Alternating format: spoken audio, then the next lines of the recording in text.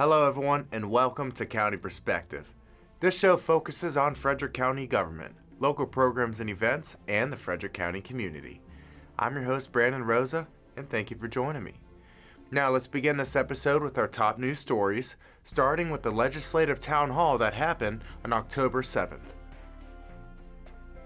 Frederick County Executive Jessica Fitzwater held her annual legislative town hall at Winchester Hall. The meeting provided an opportunity for residents to share input and ideas and legislative priorities for the upcoming 2025 Maryland General Assembly. Topics of discussion included infrastructure, public health, transportation, and economic development. The feedback gathered will guide the county's decisions on what legislation to request and support in Annapolis. Last year's priorities focused on historic preservation and transportation safety. For those who weren't able to attend the meeting, you can watch the town hall at frederickcountymd.gov/FCG-TV.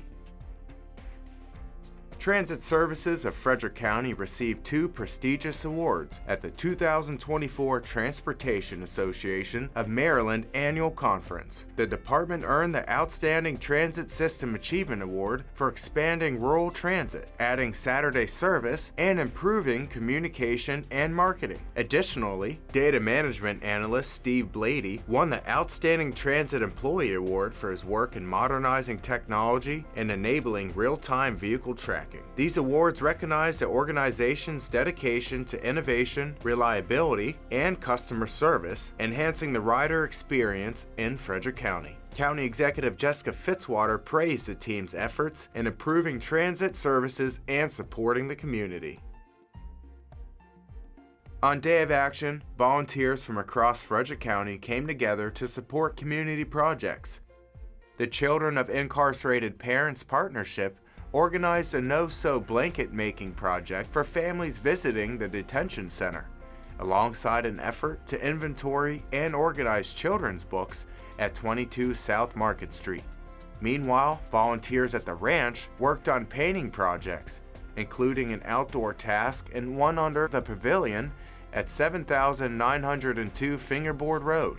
United Way of Frederick County coordinated the event, screening projects to ensure they supported asset-limited, income-constrained, and employed households. This annual event remains one of the largest single-day volunteer efforts in the county. Halloween is right around the corner, and that means it's time to get spooky. One way of getting into the Halloween spirit is to take a ghost tour.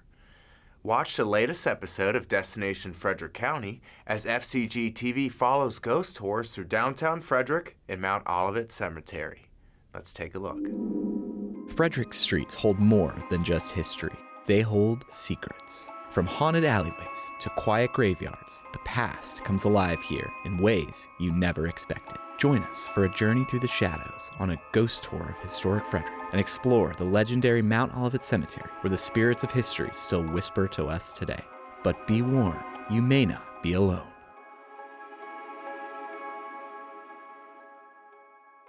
Good evening and welcome to Ghost Tours of Historic Frederick. We are Maryland's oldest operating ghost tour. If you folks are ready to believe, and I truly hope you are, let's begin our journey down some of Frederick's darkening streets, the search of some of Frederick's epicenters of paranormal activity. A ghost tour is kind of like a history tour as well. What you're going to be getting when you come to downtown Frederick.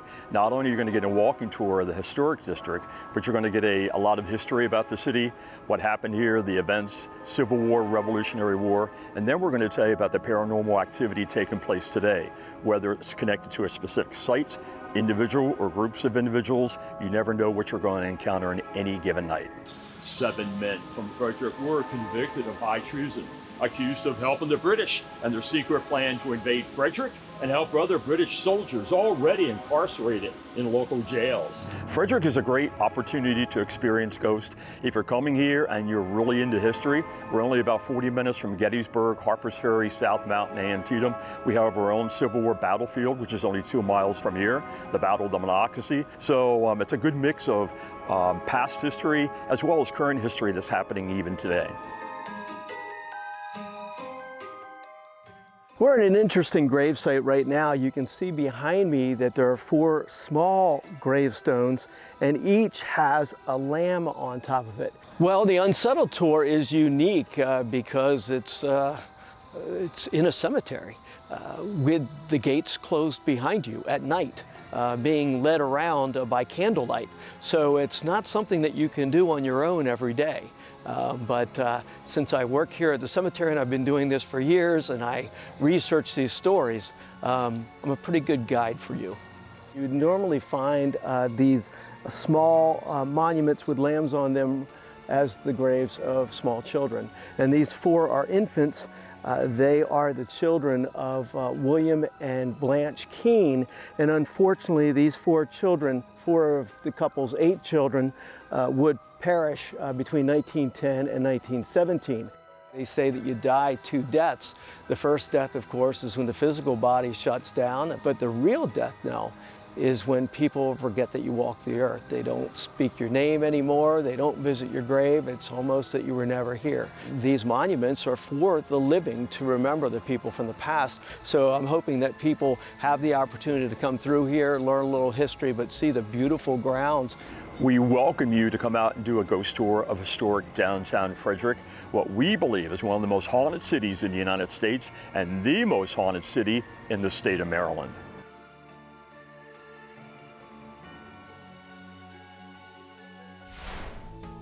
I think the cemetery ghost tour would be pretty scary for me, but worth it. Okay everyone, it's time for a quick break, but we're only halfway through the show, so don't go anywhere. See you in a few minutes.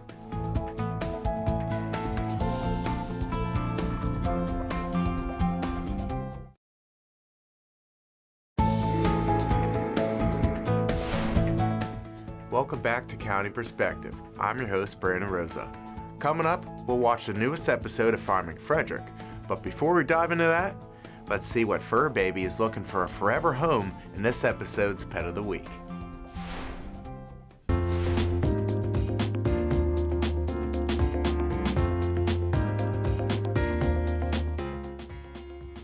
Mr. Peabody is one of FCAC's longest residents. This goofy dog experiences the world through his nose and is always on the search for the best smells. He loves long walks, short play sessions, and peanut butter. Mr. P is looking for a family that can give him lots of outside time and consistent training. To learn more about Mr. Peabody and our adoption process, call Frederick County Animal Control and Pet Adoption Center at 301-600-1546.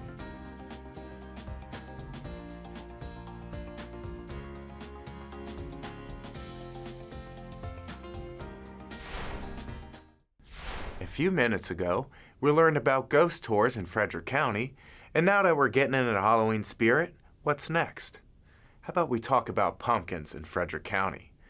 On the newest episode of Farming Frederick, FCG-TV takes a trip to Jumbo's Pumpkin Patch to learn more about pumpkins. Let's check it out. Hi, I'm Yvette Castillo, and I've never been on a farm before.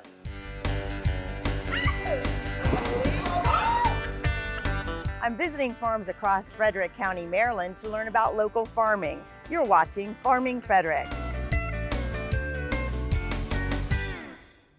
October is a great time of the year. The leaves begin to change into vibrant colors. The air becomes crisp and cools us down from a toasty summer. Festivals and, of course, picking pumpkins. Many of us can remember picking pumpkins when we were children, and to this day, we still carry the tradition. In Frederick County, Maryland, there are several pumpkin patches to choose from. There are 17 farms that grow pumpkins in the county and around 63 acres of pumpkins. That's almost 52 football fields full of pumpkins. In this episode of Farming Frederick, we're visiting Jumbo's Pumpkin Patch to learn about pumpkins and to pick one of our own.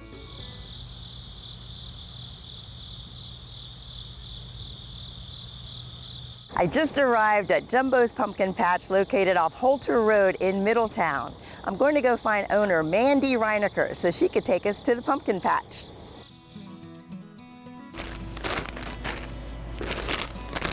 there she is. Oh, Hi, hey. Mandy. Hi, Yvette. How are you? I'm good. Thanks for having me here today. Absolutely. Thank you for coming. Well, I've heard a lot about Jumbo's pumpkin patch from my friends, but I've never had a chance to visit. So I'm excited to be here, surrounded by all these fall decorations and, of course, pumpkins. And I can't wait to pick one. Wonderful. Well, you're in luck. We have lots in the field. Excited to take you out there. Have you ever been on a hayride before? Don't laugh. The answer is no. Okay. Well, we're going to take care of you today. Okay? Okay. So let's go. All right.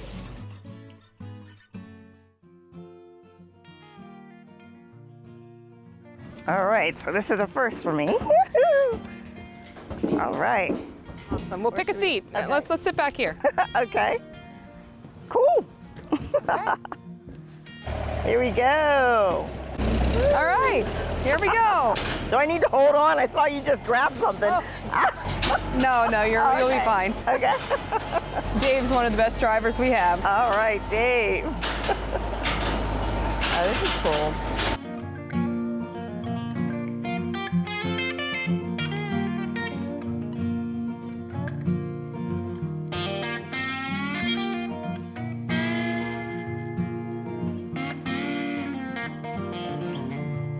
Well, that was a fun ride. No, that's great. I'm glad you enjoyed it. Very fun. All right, so, what type of pumpkins do you grow here at the farm? So we grow about 30 different varieties. Oh, wow. The ones we're looking at right now are Howden Biggies and a couple other orange jack-o'-lantern type pumpkins. And that's the majority of what we grow, but then we have many varieties of other unique and decorative type pumpkins and squash. Okay. So when do you do the plantings of the seeds in order to get for the pumpkins to be ready to be picked? Yeah, so we actually start planting the first weekend in June. Oh, wow. Father's Day weekend type time frame, and takes between 90 and 110 days for them to reach full maturity. Okay. And how do you do the plantings? Do you plant the seeds with a tractor? So we actually converted a corn planter into one that will handle the seeds the size of a pumpkin seed. So we'll use a corn planter to do that, and we actually hand drop them still. Oh, wow. So two people ride the corn planter, and we hand drop them in the right interval so that they have enough distance between plants. So when they're growing, that the vines don't choke each other out. Okay. So what type of weather conditions do you need and soil conditions you need for optimal growth for pumpkins? Okay. So the soil, actually, we rotate pumpkin fields every 3 years. The pumpkins take a lot of nutrients from the ground, so we will follow them up with a different type of crop to replenish the soil. But as for the weather, when they're germinating, first day of planting through maybe day 10, and that plant is coming up, you do want to get some rain. So we had a rough start of the year with the drought. But then once they start setting fruit, they actually can tolerate more dry weather. Okay. And when do pumpkins stop growing? When they start to turn that orange color, they're reaching their full size. Oh, So wow. Okay. they'll fully turn orange, and then they'll be ready to pick. But they won't gain much size after that. Okay. So I see some that are green. Does that mean that they're still growing. Okay. They're still maturing. If you did pick them when they're partially green, they'll still turn full orange once you pick them and put them out. The sun will turn them, but they're not quite ready yet. How do you know a pumpkin's ready to be picked? So it normally takes between that 90 and 110 days for them to reach full maturity, but you'll start to see the colors turn. They'll start to become orange. The leaves will start to die and get brown around the edges. Okay. And how do you pick a pumpkin? Well, let's go down here and I'll show you. We have some nice ones. Okay. Here's a nice one over here, Yvette. Okay.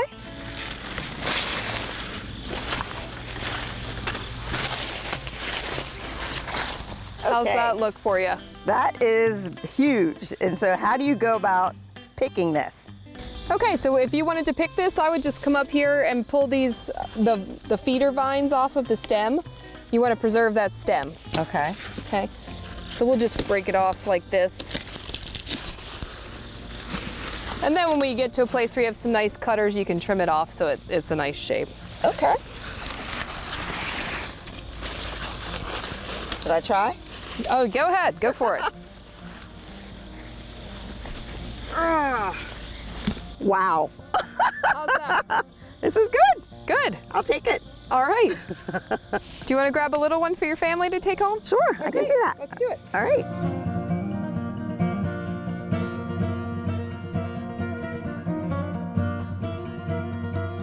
There you go. That's a nice one. Perfect. Okay.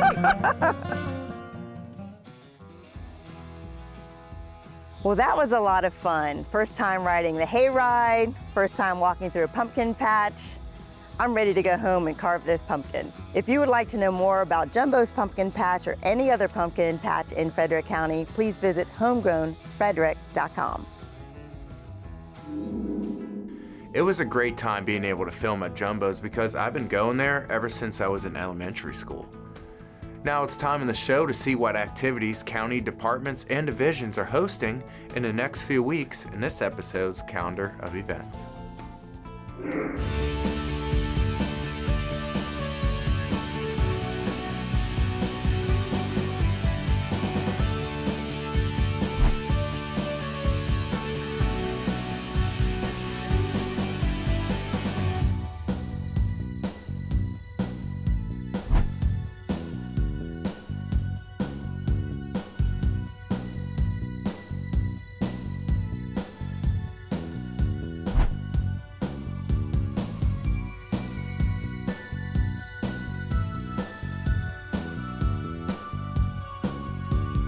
If you would like to discover more events and activities going on in the county, just visit frederickcountymd.gov.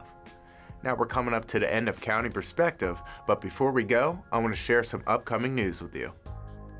County Executive Jessica Fitzwater is inviting the public to her second State of the County address, which will be held on Wednesday, October 23rd at 6 p.m. at the new Middletown Library. County Executive Fitzwater will highlight the progress she made in her second year as Frederick County Executive.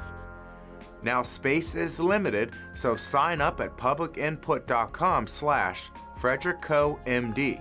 If you can't make it to the State of the County, catch the event live on Frederick County Government's Channel 19 and HD Channel 1075.